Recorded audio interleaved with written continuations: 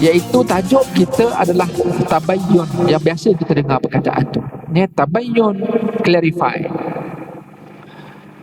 Dan kita nak dalam banyak-banyak azam kita atau target kita tahun 2022 bukan sekadar pencapaian-pencapaian yang kita nak capai, tetapi salah satu perkara yang kita nak azam sungguh-sungguh tahun 2022 adalah saya tidak akan mudah untuk percaya sesuatu berita melainkan setelah saya dapatkan penjelasan dan kebenaran yang sebenar-benarnya. Itu nombor satu. Dan yang kedua, sekalipun saya telah percaya satu-satu berita yang pasti benar, saya sesekali akan memikirkan pula adakah perlu saya sebar atau tidak, sekalipun berita itu benar. Assalamualaikum warahmatullahi wabarakatuh. Alhamdulillah Rabbil Alamin. Wassalatu wassalamu ala rasulil amin. Afdalus salatu wa atammu taslim Sayyidina Muhammad wa ala alihi wa sahbihi ajma'in. Rabbi syrah li sadri wa yassir li amri wa hlul 'uqdatam min lisani yafqahu qawli. Subhanaka la ilma lana illa ma 'allamtana innaka antal alimul hakim. La hawla wa la quwwata illa billahil aliyyil 'azim. Allahumma adkhilna mudkhala sirki wa akhrajna makhraja sidqi waj'alna min ladunka sultanan nasira. Allahumma arinal haqqa haqqan warzuqna ittiba'ah wa arinal batila batila warzuqna ijtinabah. Sallallahu ala sayyidina Muhammad wa ala alihi wa sahbihi ajma'in walhamdulillahi rabbil alamin. Al-Fatihah. أعوذ بالله من الشيطان الرجيم. بسم الله الرحمن الرحيم. الحمد لله رب العالمين الرحمن الرحيم مالك يوم الدين إياك نعبد وإياك نستعين اهدنا الصراط المستقيم صراط الذين أنعمت عليهم غير المغضوب عليهم ولا الضالين آمين. Alhamdulillah, pertama sekali kita bersyukur pada Allah Subhanahu Wa Taala sebagai tanda hubungan kita dengan Allah. Dan yang kedua, kita berterima kasih dan menghargai sesama kita sebagai tanda hubungan kita dengan manusia, hablum minan nas. Syukur dan terima kasih itu adalah satu perkara yang menjadikan kita tenang dan seronok dengan hidup kita. Sebab bagi orang yang tidak bersyukur dengan Allah, dia rasa tidak cukup, apa saja Allah beri kepada dia, dia komplain dan sebagainya, maka dia tidak tenang. Begitu juga apatah lagi dengan manusia, orang buat baik dengan dia, dia tak rasa seronok. Dia buat baik dengan orang, orang tak hargai dia, maka dia jadi sempit hidup dia. Jadi konsep syukur dan terima kasih itu adalah satu konsep yang kita tak boleh buang langsung dalam hidup kita. Jadi sebab itu saya berterima kasih banyak-banyak pada pihak Surau At-Taqwa. Lama saya tak datang sini, banyak kali dah. Syekh Sanusi kita minta, Alhamdulillah, Ustaz Fafur Razi arrange baru ni, Alhamdulillah beberapa bulan lepas, Alhamdulillah dapat kita berjumpa hari ni. Terima kasih banyak-banyak pada semua tuan-tuan dan puan-puan, ibu ayah rahmati Allah Subhanahu Wa Taala sekalian. Saya bila masuk ke surau ini, saya ingat lagi zaman saya muda lagi. Sekarang ni muda lagi, Alhamdulillah. Dan saya mengenali tuan-tuan dan saya kenal daripada dulu dan sekarang. Satu benda yang saya nak sebut ni tulus daripada hati saya, yang barangkali saya tidak jumpa di tempat lain, adalah sikap friendly antara kita jemaah Surau At-Taqwa ni. Nak suruh tepuk tangan rasa macam tak sesuai, kan? Yang benda ni, saudari tuan-tuan dan puan, ialah maklumlah saya dalam dunia dakwah ni taklah lama sangat, baru lagi dalam 20 atau 30 tahun, kan? Ya, kita boleh kenal pasti beberapa tempat yang kita rasa bila masuk tu, sebelum masuk lagi, Jadi saya rasa sangat bertuah bila dapat bersama-sama dengan tuan-tuan dalam kuliah pada malam ni. Yang saya sangat yakin apa yang saya nak sampaikan tu apalah sangat di sisi tuan-tuan, tapi saya dapat berpeluang duduk dengan tuan-tuan, ini menjadikan saya rasa hilang keras hati saya. Saya rasa lapang kesempitan dada saya bila dapat berjumpa dengan tuan-tuan sekalian. Dan perkara ni kita rasa satu tuah. Tuan-tuan pun kena rasa bertuah, kena dapat duduk berjamaah di sini. Yang sudah pasti saya sangat yakin Barangkali wallahu a'lam, ni kehebatan, kemuliaan, keistimewaan para ulama guru yang dah saya ingat mungkin beribu ataupun beratus ustaz ataupun ulama-ulama yang datang di surau At-Taqwa memberikan banyak barakah dalam tempat ini. Dan saya berharap sangat-sangat tuan-tuan yang berada di sini, insya-Allah suatu hari nanti kita boleh berjumpa pula di akhirat nanti, ya, di Yaumul Mahsyar insya-Allah, dan juga di pintu syurga sama-sama nanti insya-Allah. Al-akhillau yawma idzin aduwwun li ba'din ilal muttaqun. Allah sebut dalam Al-Quran, teman-teman rapat di dunia akan menjadi musuh antara satu sama lain di akhirat nanti, kecuali teman-teman yang bertakwa saja. Tuan-tuan bukan sekadar bertakwa, malah bertakwa di surau At-Taqwa. Jadi alhamdulillah, mudah-mudahan kita menjadi al-akhillah, teman-teman rapat yang bukan sekadar rapat dekat dunia, kita friendly dekat sini, dan kita juga akan friendly dekat sana nanti insya-Allah, insya-Allah. Muslimin yang dirahmati Allah sekalian, malam ini kita nak mengulang kaji beberapa ayat dan juga hadis Nabi SAW menerusi surah Al-Hujurat. Dan saya sangat yakin perbincangan kita pada malam ini adalah benda yang kita dah biasa tahu, cuma sebagai ulangan dan ingatan kepada saya dan kepada kita semua, kerana perkara ini masih terus berlaku dalam hidup kita, dalam social life, dalam kehidupan harian kita. Tambah pula kita ada satu dunia yang namanya dunia media sosial itu. Jadi saya sangat yakin ingatan menerusi ayat 6 dan juga ayat 12 surah Al-Hujurat sepatutnya memberikan kesan yang sungguh-sungguh pada tahun 2022 ini. Iaitu tajuk kita adalah tabayyun, yang biasa kita dengar perkataan tu. Ni tabayyun, clarify. Dan kita nak dalam banyak-banyak azam kita atau target kita tahun 2022 bukan sekadar pencapaian-pencapaian yang kita nak capai, tetapi salah satu perkara yang kita nak azam sungguh-sungguh tahun 2022 adalah saya tidak akan mudah untuk percaya sesuatu berita, melainkan setelah saya dapatkan penjelasan dan kebenaran yang sebenar-benarnya. Itu nombor satu. Dan yang kedua, sekalipun saya telah percaya satu berita yang pasti benar, saya sesekali akan memikirkan pula adakah perlu saya sebar atau tidak, sekalipun berita itu benar. Ini dua perkara, bukan sekadar tabayun sahaja. Kita nak naik satu lagi level, walaupun aku dah tabayun, walaupun dia dah cerita betul, kita akan consider pula dua benda. Adakah perlu saya sebar ataupun tak apa, saya hold dan reserve. Ini perbincangan kita pada malam ni. InsyaAllah reference rujukan utama kita adalah ayat 6 surah Al-Hujurat. Dan ayat ini sangat berkait rapat dengan kita orang beriman. Bermaksud kalau kita mengabaikan ayat ini, bererti kualiti iman kita mungkin sedang berada pada tempat yang paling rendah. Na'udzubillah. Allah berfirman, na'udzubillah minasyaitanir rajim, ya ayyuhalladzina amanu in ja'akum fasiqun binaba'in fatabayyanu an tusibu qauman bijahalah fatusbihu ala ma fa'altum nadimin. Wahai orang-orang yang beriman, jika datang kepada kamu seorang fasik membawa sesuatu berita atau cerita, maka selidiklah untuk menentukan kesahihan dan kebenarannya, supaya kamu tidak menimpakan kepada satu kaum dengan perkara yang tidak diingini dengan sebab kejahilan kamu mengenai perkara tersebut, sehingga kamu menyesal terhadap apa yang telah kamu lakukan. Ayat 6 surah Al-Hujurat.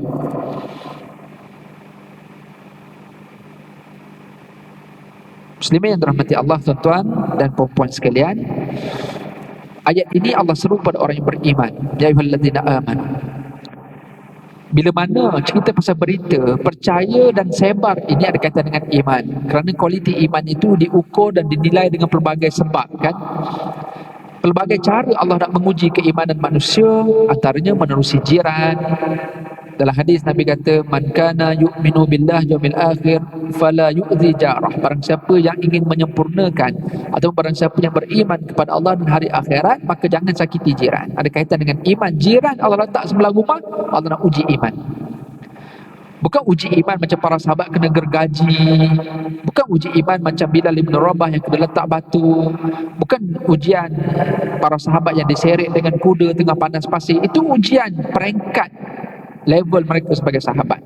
Adapun ujian kita, Allah bagi kita jiran. Nak tengok sejauh mana kita boleh friendly dengan jiran, neighborhood kita. Man kana yu'minu billah yawmil akhir, barang siapa yang beriman pada Allah dan hari akhirat, falyukrim dhaifah. Allah nak uji kita, keimanan kita dengan tetamu. Man kana yu'minu billah yawmil akhir falyakul khaira aw liyasmut.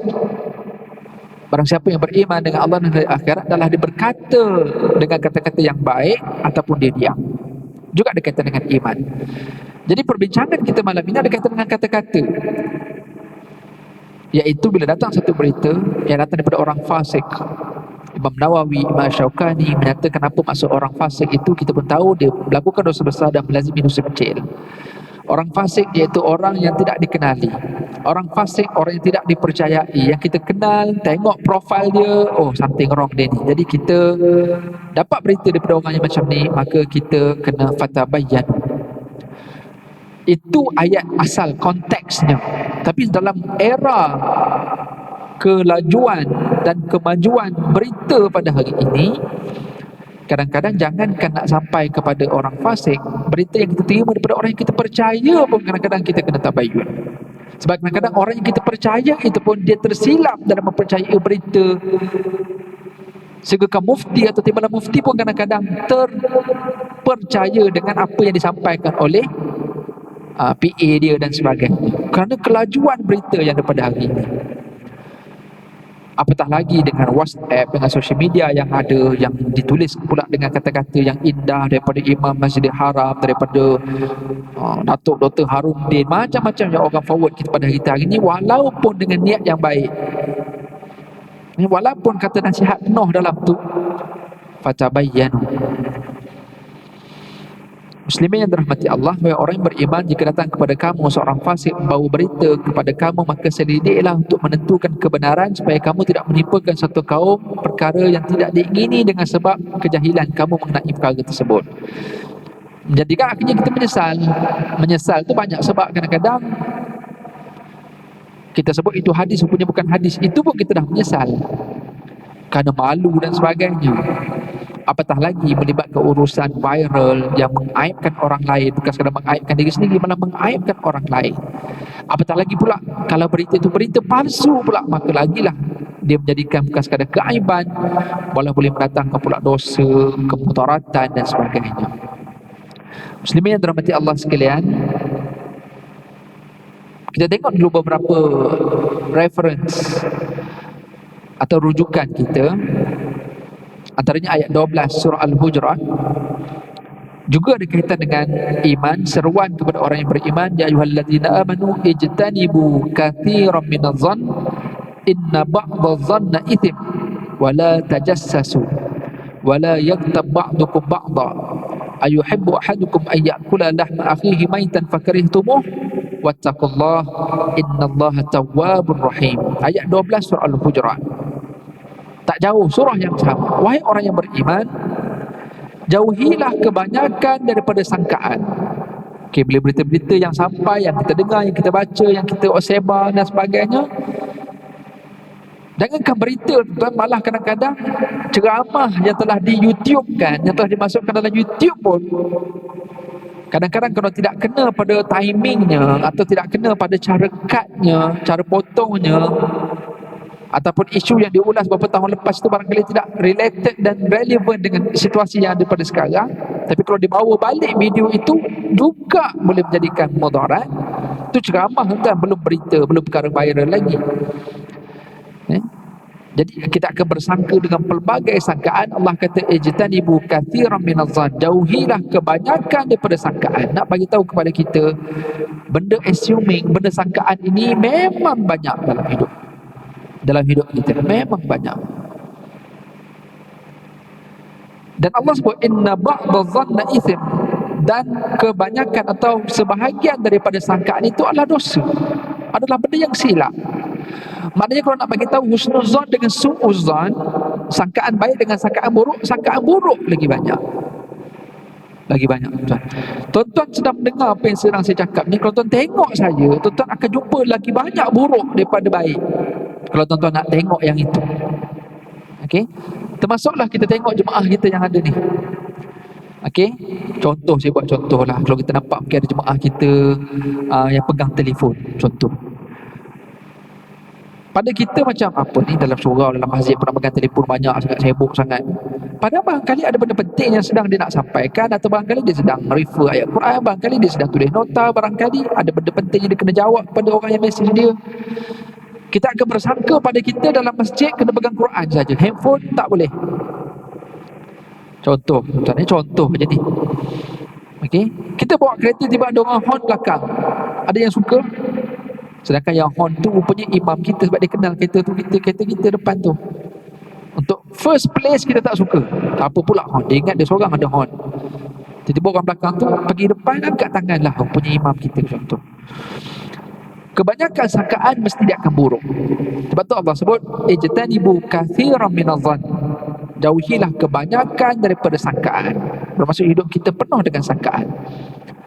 Inna ba'dadh-dhann, dan Allah kata sesungguhnya kebanyakan daripada sangkaan itu, ataupun sesungguhnya sebahagian daripada sangkaan itu adalah dosa. Dan Allah sebut apa? Wala tajassasu, jangan stalker orang, jangan mengintip orang. Wala yaghtab ba'dukum ba'dha, jangan mengumpat orang, jangan cerita pasal orang lain walaupun cerita tu cerita betul. Yang cerita itu cerita betul, yang ingin memburukkan orang tu dipanggil yaghtab ba'dukum ba'dha, antara satu sama lain. Cerita benda betul, tapi cerita yang kalau tuan badan tahu, dia tak suka benda tu. Bermaksud perspektif yang buruk lah. Kalau tuan badan yang tawadha', kita cerita benda baik pasal dia pun kadang-kadang dia tak suka. Tapi yang kita cerita maksud yaghtab ba'dukum ba'dha, kita bercerita atau mengumpat atau membawa berita-berita yang kita cerita pasal orang lain yang akhirnya memburukkan orang tu. Kata Allah, adakah kamu suka untuk makan daging saudara kamu yang telah mati?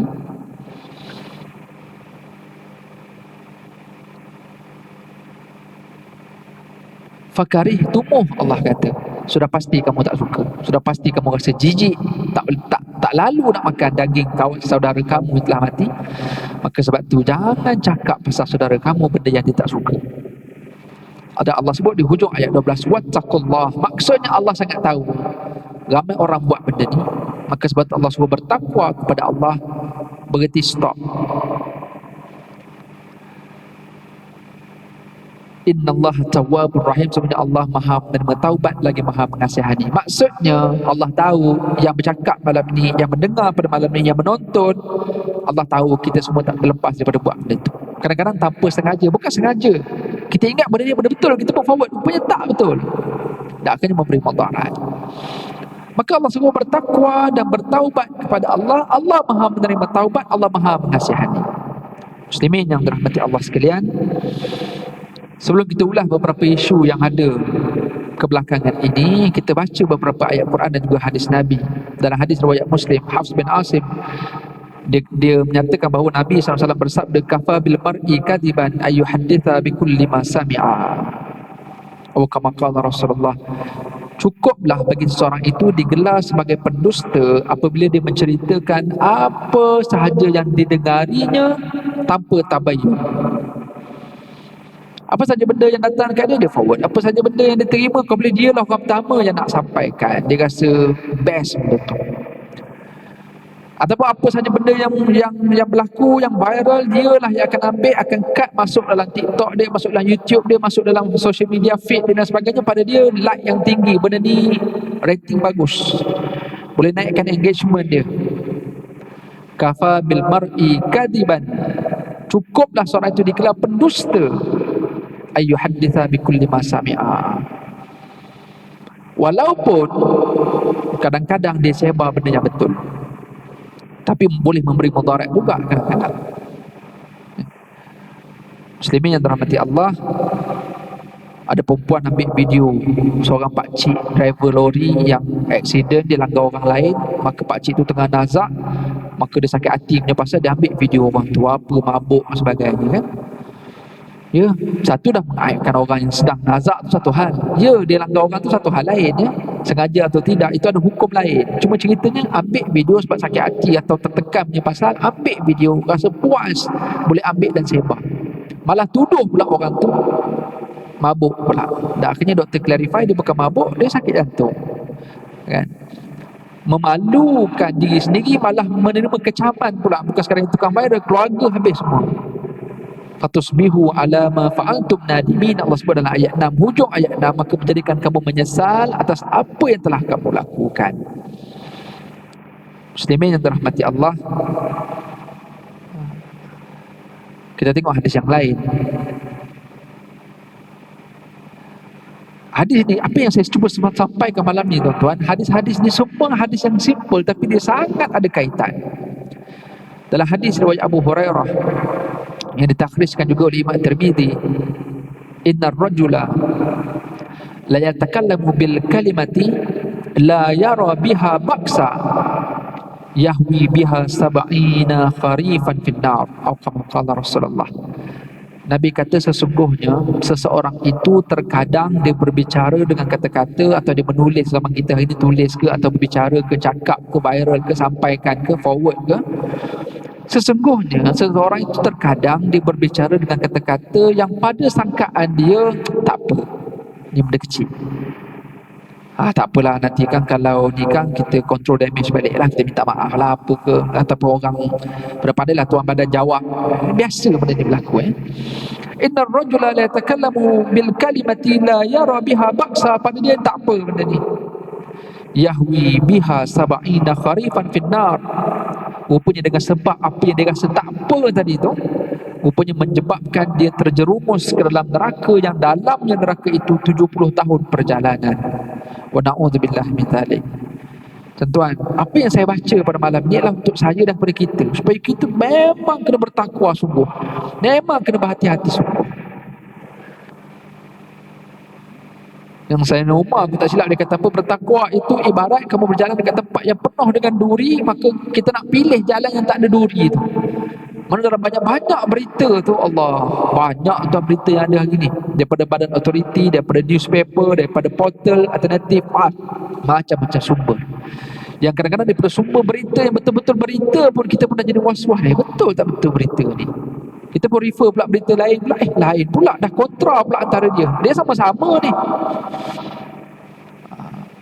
Etika kewartawanannya dah berbeza hari ni tuan-tuan, bukan macam dulu sebab hari ni wartawan pun nak kena compete dengan arus-arus media sosial ni. Kalau dia tulis satu berita straightforward, orang tak nak baca, maka dia kena twist sikit dia punya tajuk tu supaya dia klise sikit ataupun sensitif sikit supaya menarik minat ramai orang baca. Dia tak fikir orang suka tak suka, dia fikir kena ramai orang baca. Sebab ini semua berita pun online jadi nak compete ini bukan senang, jadi terpaksa twist berita dan sebagainya. Kadang statement betul dah, menteri cakap betul dah, ulama tu cakap betul dah, public figure ni cakap betul dah, wartawan pula sengaja adjust sikit supaya benda tu hype dan sebagainya. Wa na'udzubillah min dzalik, kita minta lindung. Kerana ayat bila Nabi sebut innar rajula la yatakallamu bil kalimati la yara biha ba'sa, tak apa, kita twist sikit je dia punya statement biar hype sikit. Yahwi biha sab'ina kharifan finnar, rupanya dengan sebab dia rasa tak apa tu, alah ni tajuk je, sengaja je bagi orang sensitif sikit. Jadi kalau dia baca betul-betul dia tahulah. Kena hati-hatilah, kena hati-hati. Wattaqullah, berhati-hati, takutlah kepada Allah.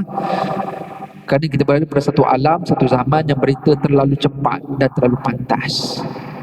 Muslimin yang dirahmati Allah, menjadi muhasabah kepada kita bagi orang masjid adalah supaya kita berhati-hati dengan apa jua tindakan kita. Yang kita orang masjid tahu tindakan kita mungkin sesuai dengan ahli jemaah kita, tetapi bila apa yang kita buat ni kadang-kadang di mata masyarakat lain, oh benda ni tak boleh buat macam tu.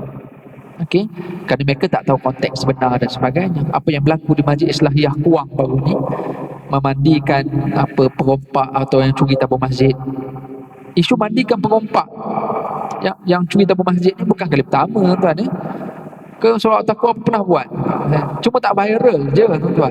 Banyak tempat bertahun, berpuluh tahun dah orang buat benda ni, yang sorok yang simpan dalam bilik jenazah semalam bagi dia takut meraung dalam tu.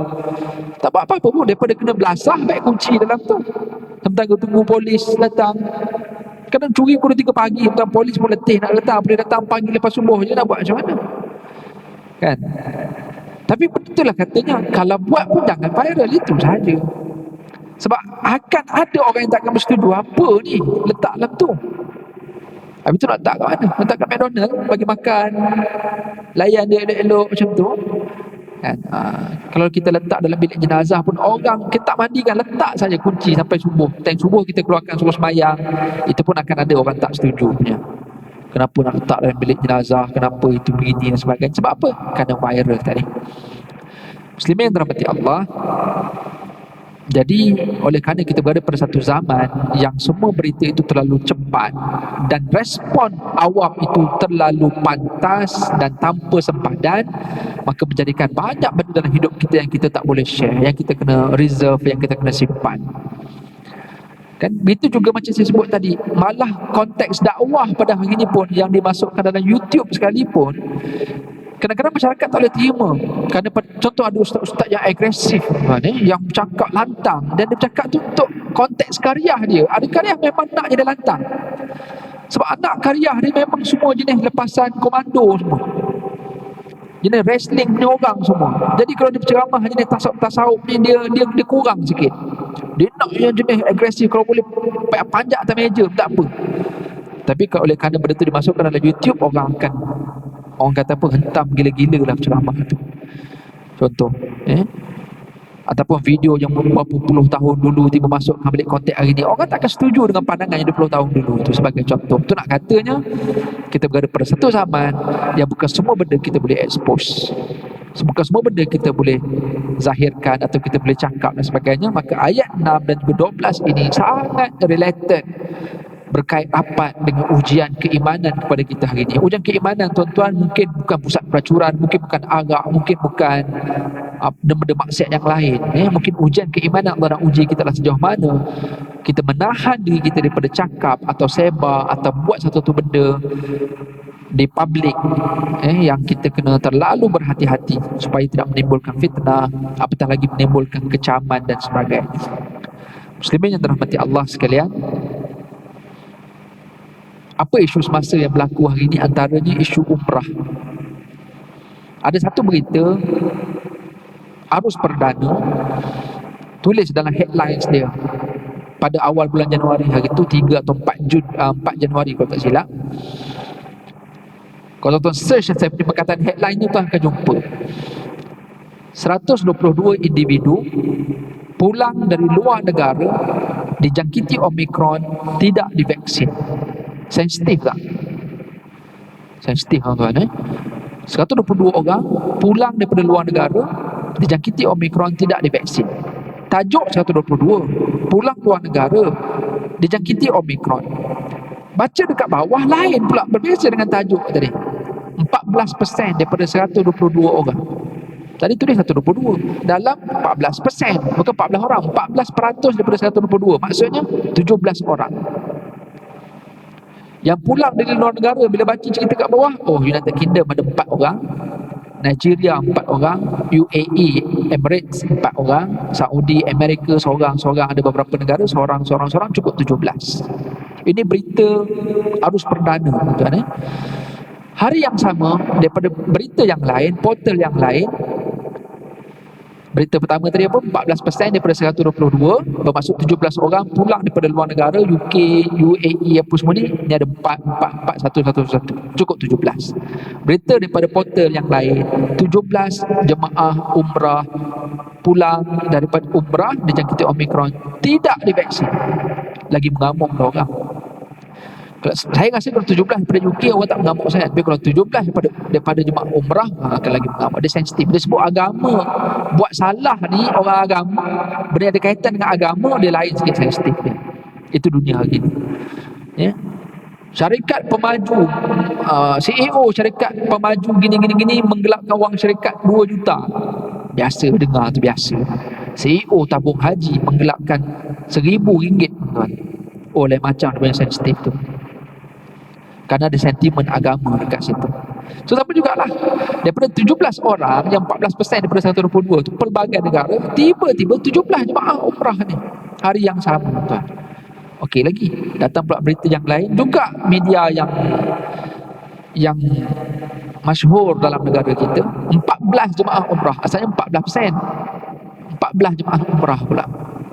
Jadi tuan-tuan, kalau media arus perdana pun dah konflik dan celaru macam tu, siapa lagi kita nak percaya tuan?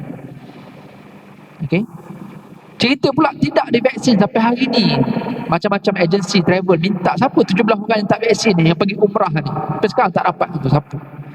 Okey, tiba-tiba keluar seorang pendakwah, dia beritahu saya pergi umrah tidak vaksin MM dan saya buat jemaah tidak vaksin MM. Lagilah caci maki, dakwah babi apa semua.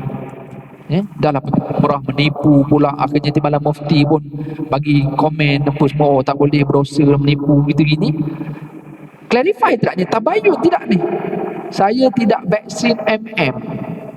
Faham tak faham vaksin MM tu apa dia tu? Tengok balik posting, cari balik sumbernya.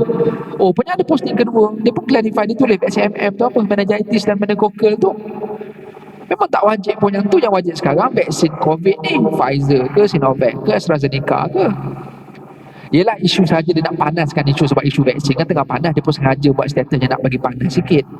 Tapi isunya tabayun atau tidak, yang penting tibayun dulu. Tibayun dulu, celaka, menipu, apa itu sini, macam-macam. Na'udzubillah min dzalik. Ini dunia kita pada hari ini, muslimin yang dirahmati Allah sekalian. Maka cabaran kita pada hari ini adalah, pertama, kita tidak boleh letakkan diri kita pada dunia yang penuh dengan fitnah ni. Fitnah bermaksud ujian je lah. Walaupun kita dalam niat yang baik sekalipun, tuan-tuan keluar surah At-Taqwa, tiba-tiba nampak ada botol arak tepi pagar tu. Okey, kebetulan tuan-tuan ambil botol tu nak buang lah, tak sesuai lah botol tu ada kat tepi pagar tu. Tuan-tuan ambil kan, kebetulan tengah pegang tu ada orang telefon pula, dah kita pun jawab telefon, botol arak sebelah ni. Dia takdirkan pula adalah pula mamat motor lalu ambil pula gambar. Macam tuan, ini dunia yang sangat bahaya.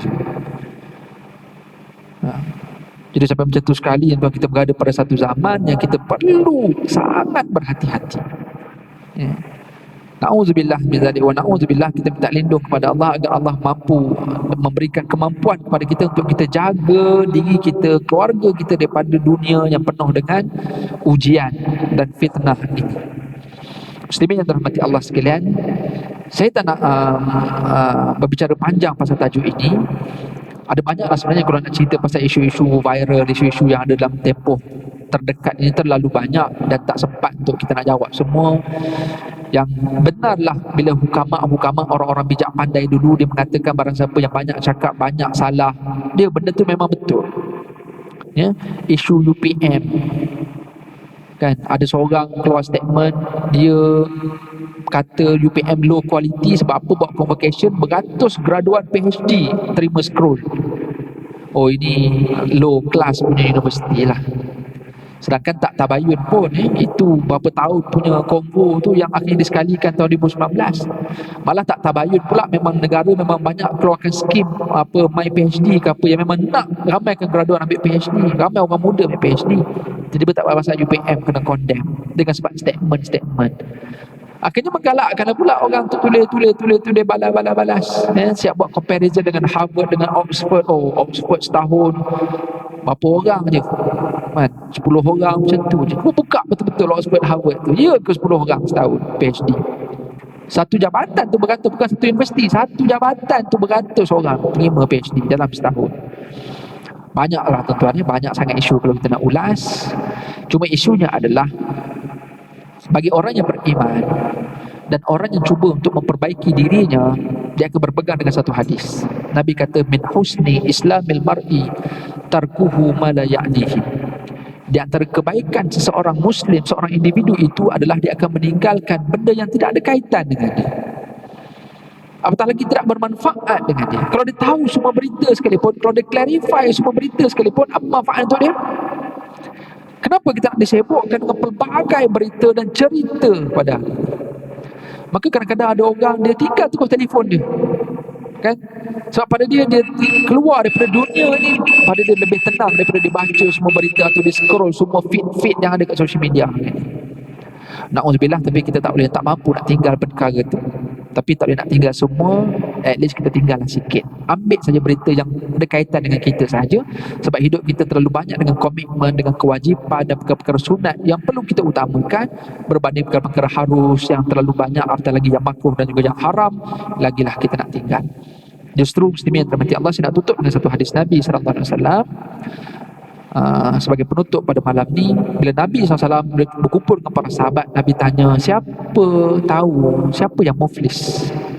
Mana muflis? Siapa orang yang muflis? Maka sahabat jawab, mala dirham wala dinar. Orang yang tak ada dinar, tak ada duit emas ataupun tak ada duit perak, orang yang tak ada harta lah.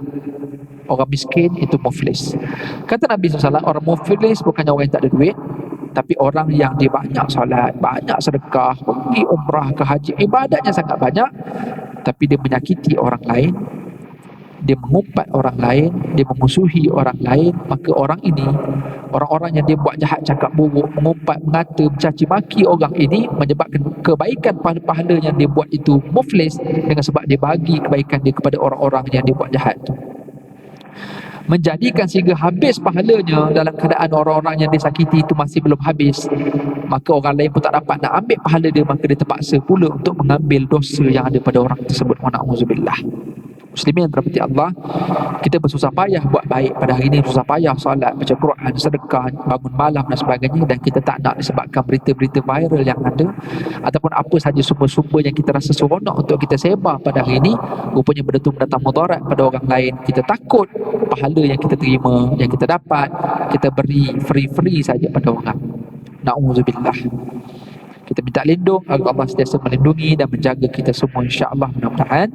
Dan itulah perbincangan kita, muslimin dan muslimat, tuan-tuan dan puan-puan sekalian. Saya mohon doa sangat-sangat daripada tuan-tuan dan puan-puan untuk mendoakan saya bercakap supaya saya lebih berhati-hati dalam menyampaikan apa sahaja yang saya nak perkatakan dalam dunia yang serba terbuka dan cepat ini.